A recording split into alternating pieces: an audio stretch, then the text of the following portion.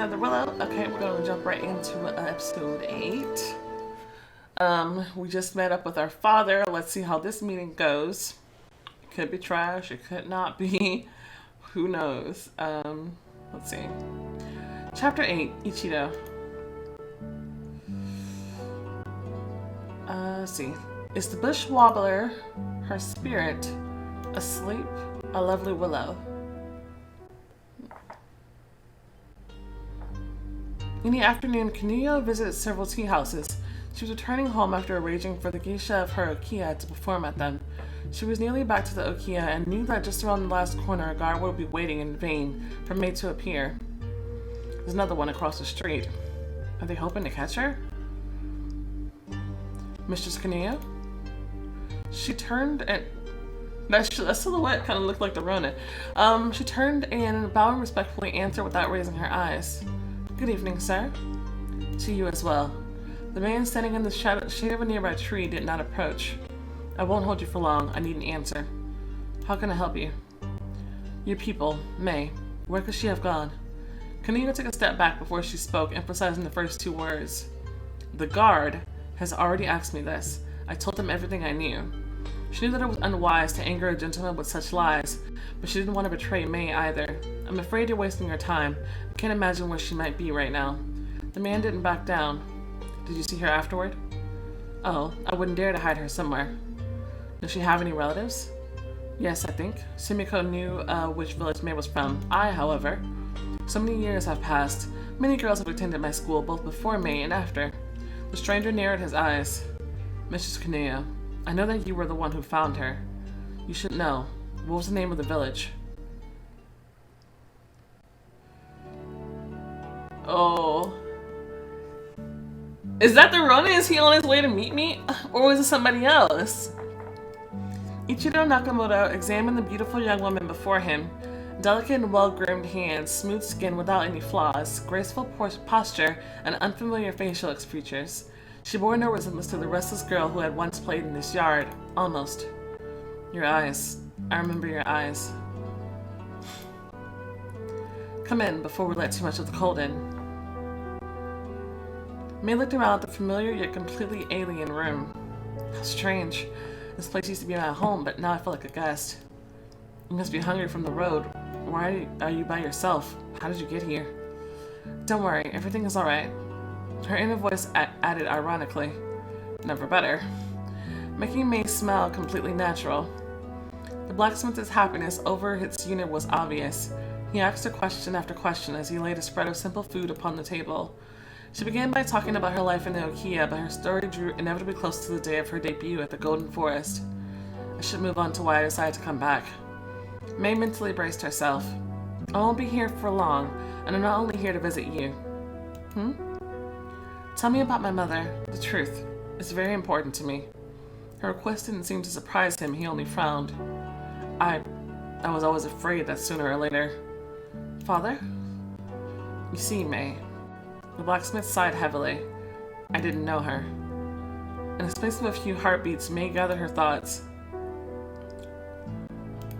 More explanation, please. He nodded. Of course, yes. Young Ichiro Nakamoto was returning from the fair where he had taken his goods. He was unmarried and his mother had been taken by hunger. His father had started drinking and abandoning his business, died last winter. That's why no one was waiting for the blacksmith back home. On the outskirts of his village, his horse suddenly gave an alarmed snort and pulled him toward the river. What is it? He looked around and listened. It was quiet. Ah, thirsty, aren't you? Alright. Ichiro took a bucket and, almost slipping on the wet ground, went down to the bank. He scooped up some water, frowning at the autumn sky, reflecting in the mirror of the river, and with a splash, he dropped the bucket. What's that?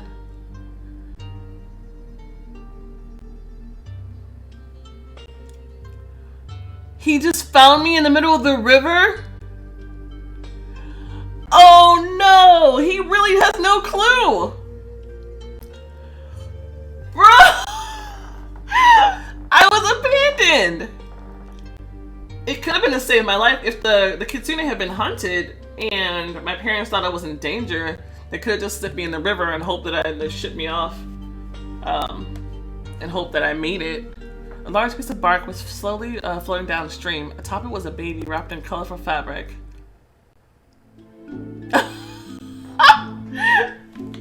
That's so cute.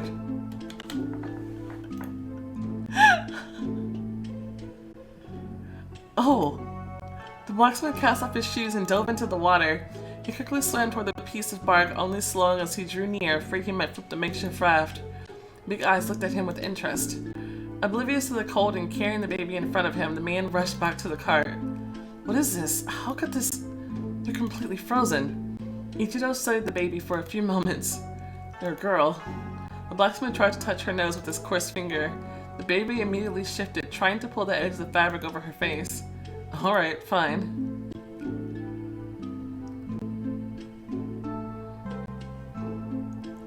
After placing his discovery in the cart and covering her with a cloak, Ichido went back for his shoes. He didn't even care about the bucket, which was already floating downstream over here. Instead, he looked around, but there was no one. Hey! Hey! Silence. Where did you come from, child?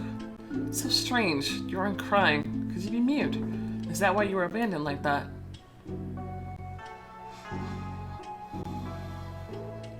Thoroughly wet and certain that he would catch a cold, he jumped onto the cart and grabbed the reins. Hup! Her master's excitement was contagious. The mare, as though understanding the importance of her task, obediently trotted along the road. The blacksmith turned around and checked to make sure the child wasn't being shaken too much. It's a miracle that she didn't drown. Who left you there on the river? Even if it's a girl, it's not good to just throw her away like that. The weather quickly worsened, heavy black clouds obscuring the sky. A storm was imminent. It was rapidly growing dark. The blacksmith pressed his lips together and whistled, urging the horse on. She moved as quickly as she could. A gust of icy wind swept low over the ground, and then a terrible sound pierced the ear, turning into a howl full of pain and despair, then becoming a miserable cry. Eh? This when I got the mark? The blacksmith turned around, startled. He saw nothing but the thin tracks of tears rolling down the baby's face. It's just the wind, cold wind. Either rain or the first snow is coming. We'll be home soon. I'll feed you and we'll warm up. Everything will be fine. I did get the mark as a baby. That's how you and I met, May. She twisted her fingers to hide her trembling hands. I'm not your daughter. I raised and loved you like my own.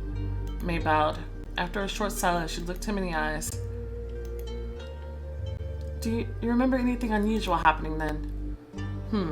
Everything was unusual, and at the same time not. When night fell, every dog in the village started howling. Almost no one could sleep, and those who did had bad dreams.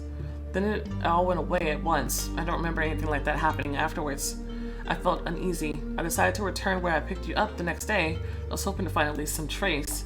It seemed to me that a child on some bark couldn't have floated very far like that. But what did you find? A tree, an old willow, on the other side upriver. Under it lay a dead fox. A fox? Yes, it wasn't thin from hunger, and it didn't have any wounds. I took some branches and burned it, then scattered the ashes over the river. After a few moments of hesitation, he continued. There are so many stories about foxes. At first I watched you closely, but you were just a normal girl. I began to think it was all nonsense. And now you came back so suddenly? Did something happen?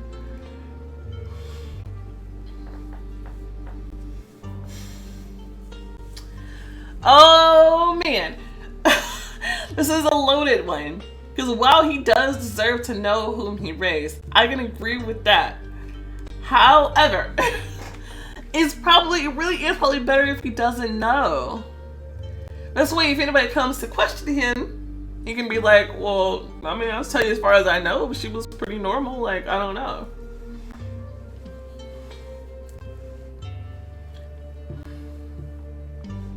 Like, just in case. They obviously don't know my connection to him because I was picked up at such a young age. They don't know where I came from.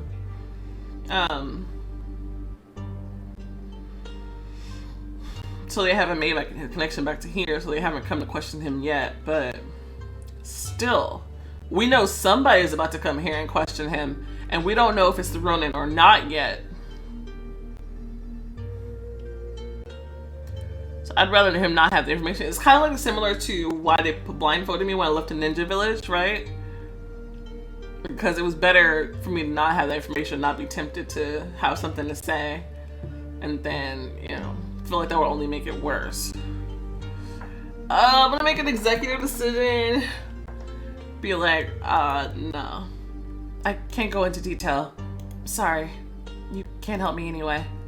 There was silence in the room, then May asked, "Will you take me to the place where you saw the fox?" "Of course. I've been back there over the years, and the whole time that willow has remained without leaves, as though it dried up. But it doesn't rot and doesn't fall. It isn't a living tree, but not dead either." "Why did you go back there?"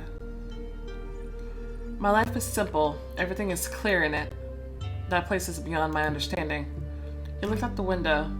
"It's getting late. Time to sleep. The blankets are where they've always been. Let's go tomorrow." "Thank you." The creaking of the old house kept May awake for a long time. She tossed and turned in bed. Again and again her thoughts would turn to the blacksmith's worries before continuing on to Sumiko's shroud and the monster near the Okiya. And she fled with Kazu through the forest in wet socks, the branches scratching her legs. She danced, throwing a fan up into the air, which changed into a bird's shaped shadow, rushing around the room in search of a way out. May got up in the morning, having barely slept. She washed her face. Okay, light brown locks. Ooh.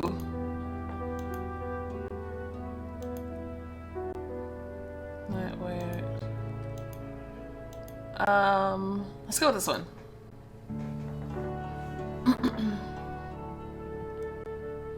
She forced herself to have breakfast.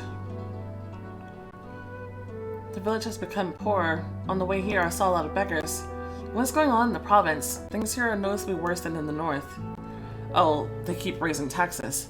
There are robbers on the roads that go after the passing carts. That drives up the prices.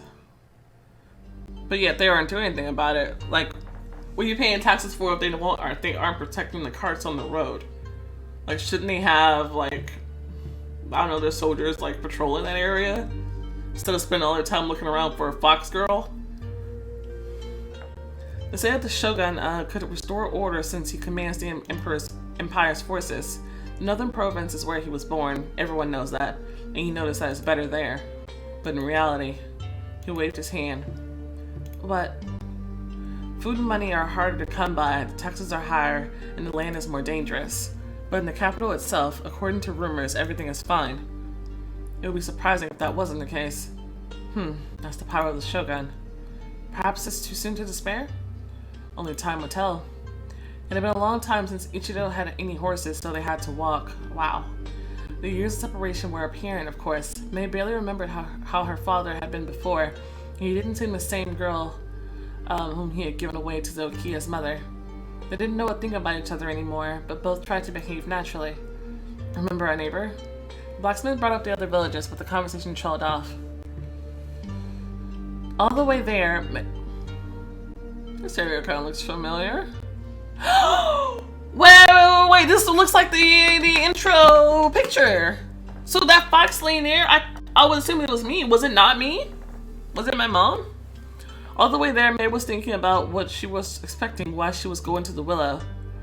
I don't think that when I get there, I'll suddenly realize something new about myself, do I? No, but to not go where she is, to not pay my respects to this place, I just can't. Why is it so hard to breathe then? I don't remember her at all. Maybe that's why. Yeah, this is it from the intro. That's sick. Well, we're here. This is the one. The blacksmith pointed to a tree. Then branches swayed, bending over the water. The fox was laying here. May silently walked around the willow. On the side of the trunk close to the river, part of the bark was missing. The smooth light gray patch resembled a scar. About the size of the piece you were floating on. It hasn't changed a bit. You're interested in some strange things, May. May I? Yes. Stay here? By myself? Okay. I'll be waiting on the road. Alone, May knelt and closed her eyes. Soft, gentle, the tenderest touch, a sense of security and someone strong nearby, a warm, familiar smell. She was unsure if she was remembering or simply struggling to imagine what it was like. It was something that had been taken from her. She leaned against a tree, a spark scratching her cheek, and whispered a simple word that she had never addressed to anyone, a word that other children had spoken thousands of times. Mom. She ran her fingers aimlessly over the grass, and the cracks in the tree sparked. At times she balled her hands into fists before continuing, as though searching for something or someone. May didn't even notice herself as she curled up at the base of the willow and, in a barely audible voice, began to howl. The unusual tree, to the best of its ability, sheltered her from the cold wind. There were no tears or sobs. May lay on the frozen ground, looking through the thin branches at the clouds floating in the sky. They say that pain goes away over time. Maybe you get used to it and just learn not to notice it? Gradually regaining her composure, she got up and washed her face in the river. Who were you hiding me from in a human body? What happened to you? Why did you die? Why here? Who put me on the bark and set me on the water? Was it you? Why? May turned to the willow one last time before returning to the blacksmith who was waiting off to the side. I can't stay here and endanger him. I must do as I had decided. I'll travel further and I'll try and negotiate with the Nokia. In the end, I'll have money and that will help a lot. And then what? I'm leaving. Now? Yes, I need to go to an inn on the road. It's the other way. I'll walk you there. You won't have time to return before dawn. But you're here by yourself, girl. I got here, didn't I? Are you sure? Whatever happens, you can live with me. I can't. He shook his head doubtfully. Then he cleared his throat. There is one more thing. Yesterday, I didn't know how to explain it. Well, here, take this. Ichido held out his hand. On his palm lay a medallion.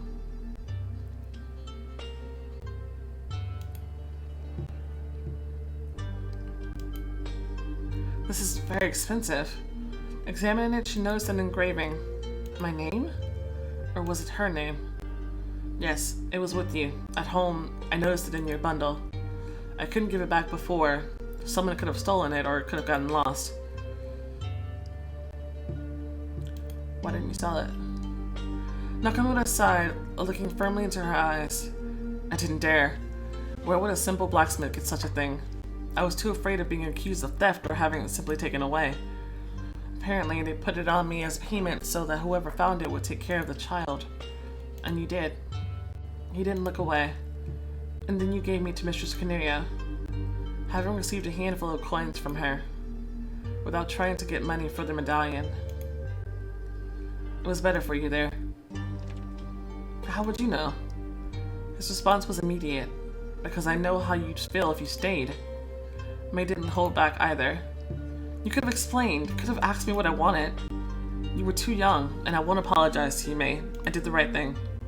May. Yes? I'm glad I saw you. Me too, Father. It's not his fault that I turned into a fox. Any other person would have taken the expensive jewelry and gotten rid of the baby. A simple blacksmith in the poor village. Surely I brought him a lot of problems. Will we ever meet again?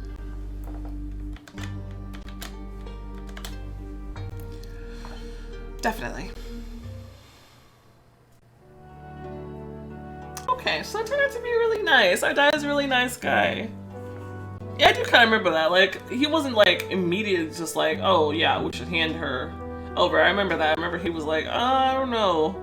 And then Mistress Cornelia started working her magic, being super persuasive. And he just wanted the best life for me. It's really cute. The Old Thresh Inn was on the road connecting the southern and northern provinces, the capital and the city from which May had recently fled with Kazu. As soon as she went inside, the smell of garlic and burnt fish oil immediately hit her nose. A big fly was drifting near the city ceiling. Hunching over and lowering her head, she took a seat at a table. After placing her orders, she learned from the servant that a caravan heading further south would pass through in the evening or the next morning. The merchants were waiting for it. Great. Making an arrangement with the driver shouldn't be a problem. A caravan isn't just a couple of carts, so there should be guards. I'll go there and settle down. Without trying the tofu, May set down her chopsticks. No one will find me there. What are my options?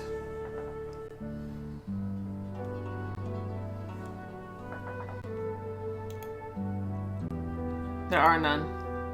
I'm a weak sorceress. Oh, that was coldness. Oh, crap. I guess, yeah, okay. I need to go back and do that. Alright, we're back. So, this time, no one will find me there. I thought I would find answers here, but I'm left with more questions. I'm losing my loved ones. First my mother, when I was just a kid. Then Mrs. Sumiko. What's going on? It has to be connected. A yokai impersonating a guard? Is it because of my transformation? Her thoughts were disturbed by the feeling that she was being watched. May looked around.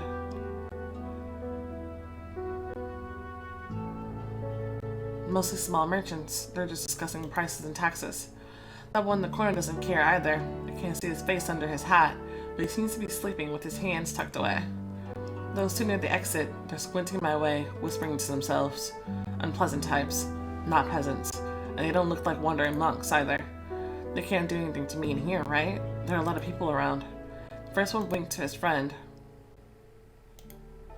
The second flashed his rotten teeth. They got up and going around the tables moved toward her. May lowered her head, involuntarily tensing. Two shoulders fell on the floor. Alright, I hope I won't turn into a fox right here. Where are you going, madam? It's dangerous around these parts. The voices were hoarse and arrogant. The first man also had a very nasal voice from a poorly healed broken nose. Both were asking permissions. Without asking permission, sat down across from her. They reeked of cheap sake and malice. It's bad around here without guards, especially for women. Especially single, attractive women. Exactly. And for the money, we, madam, can safely get you wherever you wish. Smirks crept across their faces. So how about it, huh? Do you have any money? May was focused and detached, looking straight ahead. Don't transform, don't transform. Hey, are you deaf? We asked you a question, politely. Exhaling slowly, she kept her voice low. I have no money. Their gazes grew lustful. Well, that's not a problem. I'm sure we can come to an arrangement. Right. The smiles were repulsive. The people around looked away, pretending that nothing was happening. May glanced at the owner of the old thrush. He indifferently turned away. We'll make a deal right now. No. That wasn't a question. The men rose, reaching for her. Some choices require a high passion or coldness value. Come on, out back. Pretend to have a seizure, pretend to be mad. Pretend to have a seizure. May made herself speak erratically. No, I don't want to... Then she laughed hysterically. Come on. She began to shake, imitating convulsions. She opened her mouth. A little light in the head, aren't you?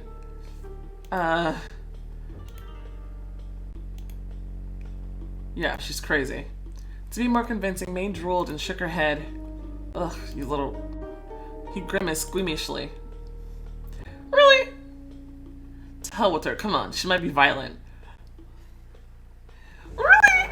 As disgusting a pig as you are, you have nerve to be disgusted by somebody? Really? It's like, how are you gonna be trash and not realize that you're trash? It's like, come on, man. Whatever, just get the hell out of here. With the information Kazu gave me, advice came in handy. They both left the inn. May was convincing, and the robbers believed her. She breathed a sigh of relief. Phew, they left me alone. Other visitors glanced at her, but it seemed that no one understood what had just happened, or they pretended not to, at least. It doesn't seem like they're gonna kick me out. They better not, for fucking what? She tried to eat, but her appetite was gone. She pushed her bowl away from her, and then the man sitting in the corner stood up. He took off his hat as he approached and greeted her with a slight nod. Okay. Alright. So we meet again. Where did he come from? Madam. Hello, mister. Earlier choices influenced May's relationship with the Ronin. a great performance. The man smiled. Oh, he knows how to smile. Interesting. You got rid of those two pretty well. May was bewildered. Thank you. I did not think that was part of a geisha's training. If you are done, the warrior nodded at the bowl of tofu. Can we talk?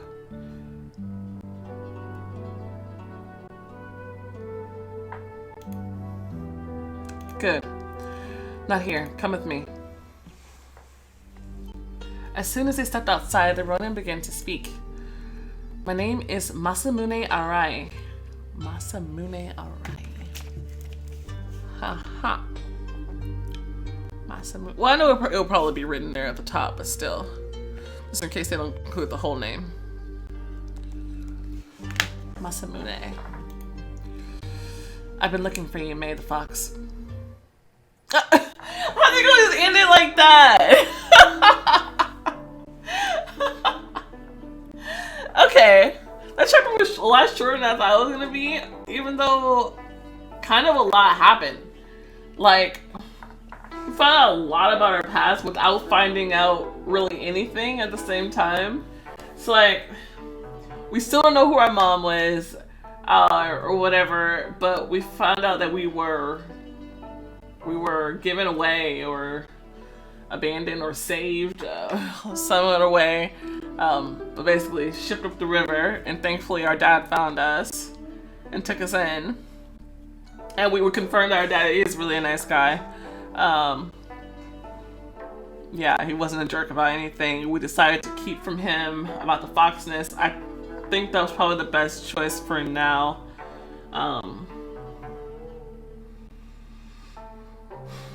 Because we don't want anyone trying to torture any more people for information.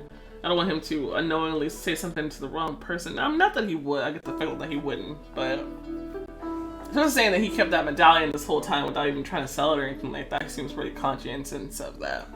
I don't know. I might tell him on a different playthrough, but for now, I decided not to. But yeah, that's interesting.